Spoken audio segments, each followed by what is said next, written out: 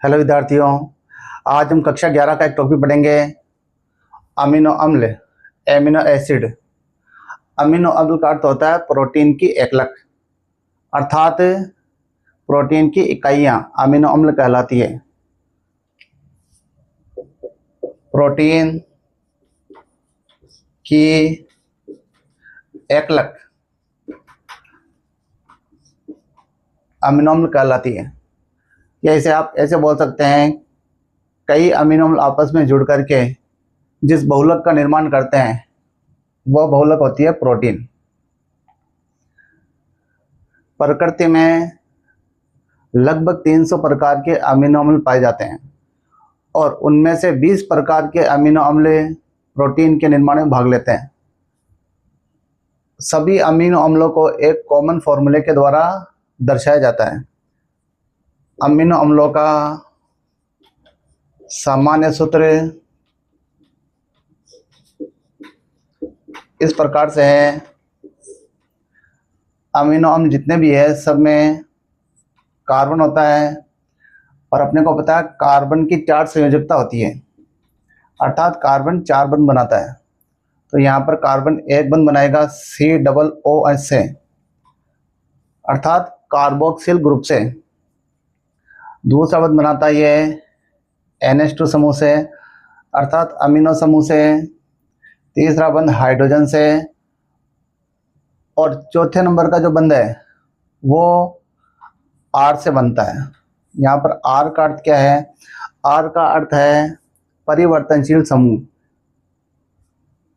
R की value अलग अलग अमीनो अम्ल में अलग अलग होती है, अर्थात जितने भी अमीनो अम्ल है उनमें ये तो कॉमन रहेगा, अंतर केवल R का रहेगा। इनके हम नाम लिख देते हैं। यहाँ पर जो COOH है इसका नाम है कार्बोक्सिल समूह। NH2 हो गया अमीनो समूह, H हो जाएगा हाइड्रोजन और R हो जाएगा परिवर्तनशील समूह, परिवर्तनशील समूह। और इसकी वैल्यू अलग अलग अमीनो अम्ल के लिए अलग अलग होती है। इस R के आधार पर ही प्रकृति में 300 प्रकार के अमीनो अम्ल पाए जाते हैं।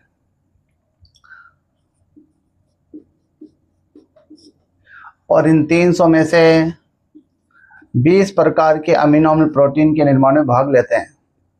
इन 20 प्रकार के अमीनो अम्लों के नाम अपने को याद रखने हैं।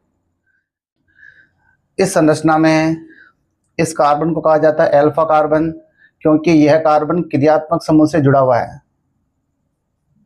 तो यहाँ पर आप देख सकते हैं अल्फा कार्बन से 4 अलग अलग ग्रुप जुड़े हुए हैं, अमीनो समूह, हाइड्रोजन, कार्बोक्सिल समूह और परिवर्तनशील समूह। इसी कारण से अमीनो अम्ल को कहा जाता है अल्फा अमीनो अम्ल।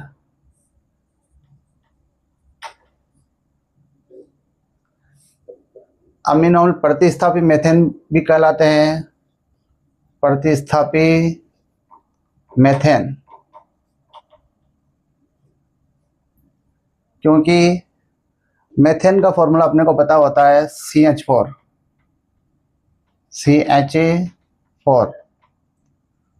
तो मेथेन के ये जो हाइड्रोजन है इनका यहाँ पर प्रतिस्थापन हो गया जिससे ये बना है, तो इसी कारण से इन्हें कहा जाता है प्रतिस्थापी मेथेन। अब हम 20 प्रकार के अमीनो अम्लों के नाम पढ़ेंगे, उनके संकेत भी देखेंगे। अब हम 20 प्रकार के अमीनो अम्लों के नाम पढ़ रहे हैं। सबसे पहले एक अमीनो अम्ल आता है जिसका संकेत ऐसे होता है, A फॉर एलानिन। उसके बाद आता है C से आता है सिस्टीन। इसके बाद में D से आता है एस्पार्टिक एसिड। इसके बाद में E से आता है ग्लूटामिक एसिड। इसके बाद में एफ से आता है फेनिल एलानिन। इसके बाद में जी से आता है ग्लाइसिन। इसके बाद में एच से आता है हिस्टिडीन।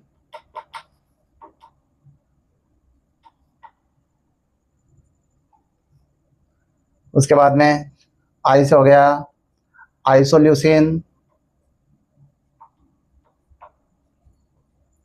उसके बाद में के से हो गया लाइसिन। इसके बाद में एल से हो जाएगा ल्यूसिन। तो इस प्रकार दे सकते हैं 1 2 3 4 5 6 7 8 9 10। 10 इधर लिख दिया, 10 में इधर लिख रहा हूँ। इसके बाद में एम से हो जाएगा मिथियोनिन। इसके बाद में एन से हो जाएगा एस्पार्जिन। उसके बाद में पी से हो जाएगा प्रोलिन।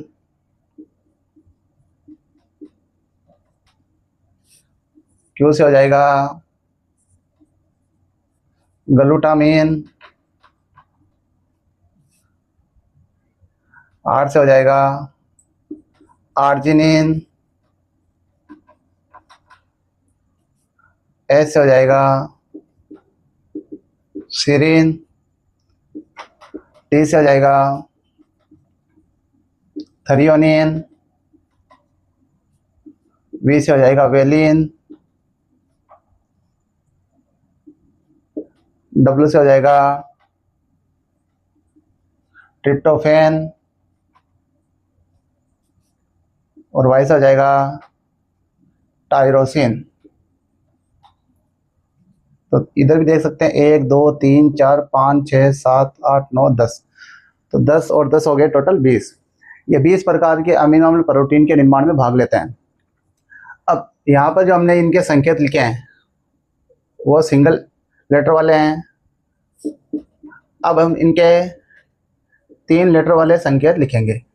एलानिन का एक संकेत और भी बन जाएगा। इस शुरू वाले 3 लेटर ले ले तो बन जाएगा ALA। सिस्टीन के लिए ये 3 वाले लेटर ले लेते हैं तो हो जाएगा CYS। एस्पार्टिक एसिड का हो जाएगा ASP। ग्लूटामिक एसिड का हो जाएगा GLU। फेनिल एलानिन का हो जाएगा PHA। ग्लाइसिन का हो जाएगा GLY। हिस्टिडीन का हो जाएगा HIS। अब यहाँ पर थोड़ा ध्यान देना है आइसोल्यूसिन में ILE।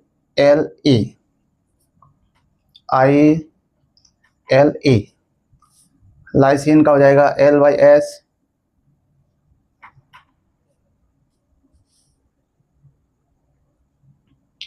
ल्यूसिन का हो जाएगा LEU। मिथेनिन का हो जाएगा MET। एस्पार्जिन यहाँ पर थोड़ा ध्यान देना है, इसका हो जाएगा ASN। प्रोलिन का हो जाएगा PRO। ग्लूटामिन यहाँ पर भी थोड़ा ध्यान दे लेना है GLN। आर्जिनिन का हो जाएगा ARG। सीरिन का हो जाएगा SER। थ्रियोनिन का हो जाएगा THR। वेलिन का हो जाएगा VAL। ट्रिप्टोफैन का हो जाएगा TRP। तो यहाँ पर भी थोड़ा ध्यान दे लेना है TRP। और टायरोसिन का हो जाएगा TYR। तो इस प्रकार हमने टोटल 20 प्रकार के अमीनो अम्ल के नाम पढ़ लिए। अब हम पढ़ेंगे अमीनो अम्लों के और प्रकार आगे। अब हम अमीनो अम्ल की संरचना के बारे में पढ़ेंगे। हमने 20 अमीनो अम्ल के नाम देखे थे, उनमें से 3 अमीनो अम्ल की संरचनाएं NCERT बुक में दे रखी है। एक तो अमीनो अम्ल है ग्लाइसिन,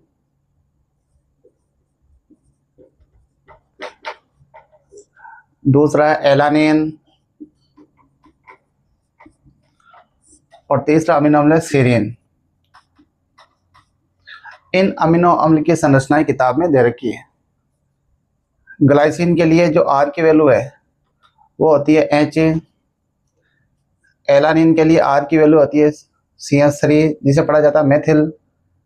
और सीरीन के लिए आर की वैल्यू होती है CH2OH, इसे पढ़ा जाता है हाइड्रोक्सी मेथिल।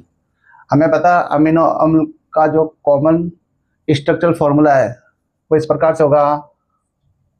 एक कार्बन होता है, इसके साथ में carboxyl group, amino group, hydrogen और आर, ये जुड़े हुए होते हैं। ग्लाइसिन की संरचना अगर लिखनी है तो आर की वैल्यू यहाँ पर एच लिखनी पड़ेगी। एलानिन की अगर संरचना बनानी है तो आर की वैल्यू CH3 लिखनी पड़ेगी। सीरीन के लिए आर की वैल्यू हो जाएगी CH2OH। तो सबसे पहले ग्लाइसिन की संरचना हम यहाँ पर लिख रहे हैं।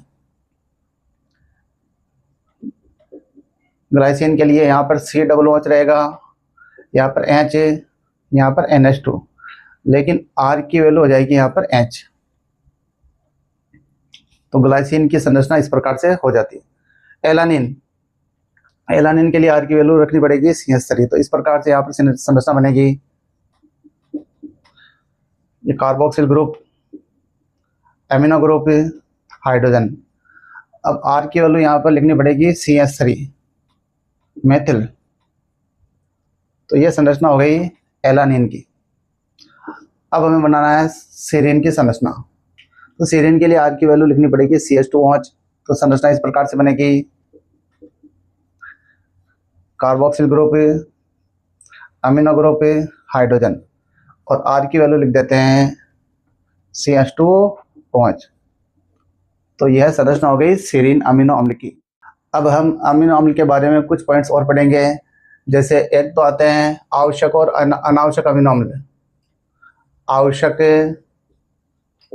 अमीनो अम्ल और अनावश्यक अमीनो अम्ल। अनावश्यक अमीनो अम्ल। आवश्यक अमीनो अम्ल का अर्थ हो गया 20 में से 10 प्रकार के अमीनो अम्ल जंतु के शरीर में संश्लेषित नहीं होते हैं, अर्थात बनते नहीं हैं, तो उन्हें भोजन के साथ में लेना अनिवार्य होता है, अतः उन्हें कहा जाता है आवश्यक अमीनो अम्ल। वो इस प्रकार से हैं FIKR, MTL, VWH। इनके नाम इस प्रकार से हैं। F फॉर हो गया phenylalanine, I for isoleucine, K for lysine, R for arginine, M for methionine, T for threonine, L for leucine, V for valine, W for tryptophan, H for histidine. अब हम पढ़ेंगे अनावश्यक amino अम्ल। 20 में से 10 प्रकार के तो हो गए आवश्यक, अब बाकी जो 10 बच गए वो हो जाएंगे अनावश्यक। अनावश्यक अर्थ हो गया कि वो अमीनो अम्ल जंतु के शरीर में बन जाते हैं, अतः भोजन के साथ में उन्हें लेना अनिवार्य नहीं होता है। उनके नाम इस प्रकार से हैं ACDEGN,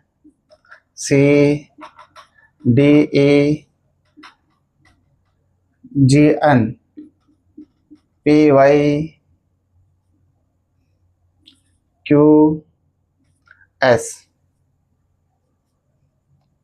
A for alanine, C for cysteine, D for aspartic अम्ल, E for glutamic अम्ल, G for glycine, N for aspargine, P for proline, Y for tyrosine, Q for glutamine और H पर हो जाएगा सेरीन। अब हम पढ़ेंगे अम्लीय, क्षारीय और उदासीन अमीनो अम्ल। तो एक तो हो गए उदासीन अमीनो अम्ल, उदासीन अमीनो अम्ल। दूसरे हो जाएंगे अम्लीय अमीनो अम्ल, और तीसरे हो गए क्षारीय अमीनो अम्ल। सबसे पहले हम बात कर रहे हैं अम्लीय अमीनो अम्ल की। अम्लीय अमीनो अम्ल का अर्थ क्या हो गया? ऐसे अमीनो अम्ल जिनमें COOH इनकी संख्या हो 2 और NH2 की संख्या हो 1, अर्थात 2 अम्लीय समूह और 1 क्षारीय समूह हो, तो वह हो जाएगा अम्लीय अमीनो अम्ल। और इसके एग्जाम्पल इस प्रकार से हैं। एक तो हो जाएगा D, एक हो जाएगा E। D फॉर एस्पार्टिक अम्ल, E फॉर ग्लूटामिक अम्ल। क्षारीय अमीनो अम्ल इनमें COOH यह तो होता है 1 और NH2 हो जाते हैं 2, अर्थात 2 क्षारीय समूह और 1 अम्लीय समूह होता है। इसके एग्जाम्पल इस प्रकार से हैं। HKR, हिस्टिडीन, लाइसिन और आर्जिनिन।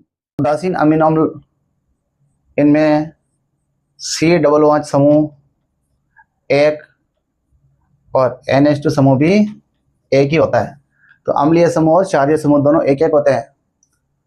एग्जाम्पल के तौर पे ये 2 और 3, 5 तो हो गए ये वाले, तो बाकी जो बच गए शेष 15 हो जाएंगे उदासीन अमीनो अम्ल। और इसमें एक एग्जाम्पल अधिकांशतः पूछा जाता है, उसका नाम है वेलिन। और भी अमीनो अम्ल हम देख लेते हैं। एक होते हैं सल्फरयुक्त अमीनो अम्ल, सल्फरयुक्त अमीनो अम्ल। सल्फरयुक्त अमीनो अम्ल कौन से हो जाएंगे? जिनमें सल्फर पाया जाता है, तो इनके एग्जाम्पल हो जाएंगे यहाँ पे। एक तो C for cysteine, M for methionine. इसके बाद में एल्कोहलिक अमीनो अम्ल, एल्कोहलिक अमीनो अम्ल जिनमें एल्कोहल अर्थात OH ग्रुप हो, और ये हो जाएंगे सेरीन और थ्रियोनिन। एक हो जाते हैं एरोमेटिक अमीनो अम्ल, एरोमेटिक अमीनो अम्ल जिनमें बेंजीन वाले हो, और इसके एग्जाम्पल हो जाएंगे फेनिल एलानिन, टायरोसिन और ट्रिप्टोफेन। अब हम अमीनो अम्ल से संबंधित एक टॉपिक पढ़ेंगे, isoelectric point. Isoelectric point, isoelectric point का अर्थ होता है pH की वह वैल्यू जिस पर अमीनो अम्ल पर प्लस और माइनस दोनों प्रकार के आवेश पाए जाते हो। तो दोनों ही प्रकार के अगर आवेश है तो अमीनो अम्ल पर जो नेट आवेश होगा वो होगा 0, और नेट आवेश अगर 0 है तो ऐसा अमीनो अम्ल विद्युत क्षेत्र में गति नहीं करेगा। तो आइसोइलेक्ट्रिक पॉइंट का अर्थ हो गया जिस pH वैल्यू पर अमीनो अम्ल पर प्लस और माइनस दोनों प्रकार के आवेश हो, अर्थात नेट आवेश 0 हो। तो इस कंडीशन में अमीनो अम्ल इस प्रकार से लिखा जाएगा। हमें अमीनो अम्ल का फॉर्मूला पता है, एक कार्बन होता है, इसके साथ में COOH, NH2, H और R ये जुड़े हुए होते हैं। तो आइसोइलेक्ट्रिक पॉइंट पर क्या होगा? ये जो हाइड्रोजन ग्रुप है वो चला जाएगा इधर, तो इधर जाएगा, तो ये जो हाइड्रोजन है वो 2 की जगह हो जाएंगे 3, और आवेश हो जाएगा, क्योंकि हाइड्रोजन प्लस आ रहा है तो NH3 के ऊपर आवेश हो जाएगा प्लस, और यहाँ पर एक हाइड्रोजन कम हो गया तो यहाँ पर आवेश आ जाएगा माइनस। तो आइसोइलेक्ट्रिक पॉइंट पर अमीनो अम्ल इस फॉर्म में पाया जाता है। तो प्लस और माइनस दोनों ही प्रकार के चार्ज यहाँ पर है, तो नेट चार्ज हो गया 0। इस आयन को कहा जाता है जविटर आयन।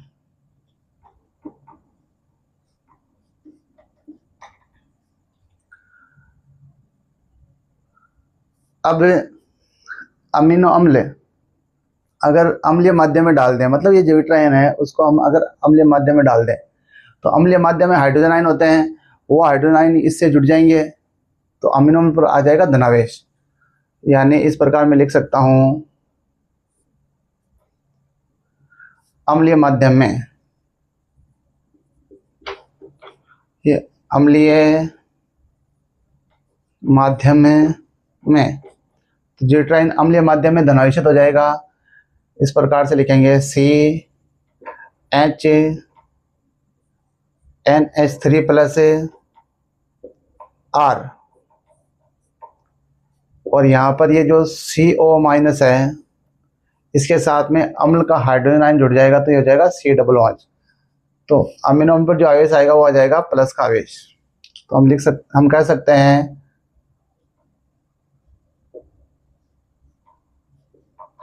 अमीनो अम्ल पर आ जाता है धनावेश, और ज्यूट्राइन क्षारीय माध्यम में हो जाते हैं ऋणावेशित। क्षारीय माध्यम में, क्षारीय माध्यम में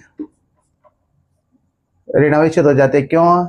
क्योंकि क्षारीय माध्यम इस हाइड्रोजन आयन को ग्रहण कर लेता है, तो यह हाइड्रोजन आयन क्षारीय माध्यम में चला जाता है, तो फिर यह तो बन जाता है NH2 और ये रहता है CO-। तो इस प्रकार से हम कह सकते हैं कि अमीनो अम्ल ये रूप ले लेगा, यहाँ पर HCO-, ये R रहेगा, यहाँ पर चेंज हो जाएगा, ये हो जाएगा NH2, तो अमीनो अम्ल पर आवेश हो जाएगा माइनस, तो ये हो जाएगा ऋणावेशित।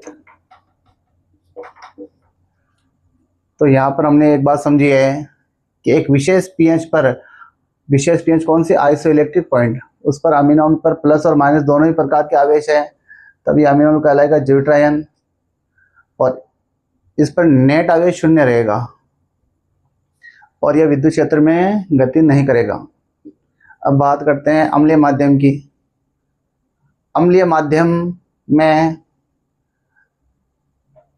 यह धनावेशित हो जाएगा और क्षारीय माध्यम हो जाएगा ऋणावेशित।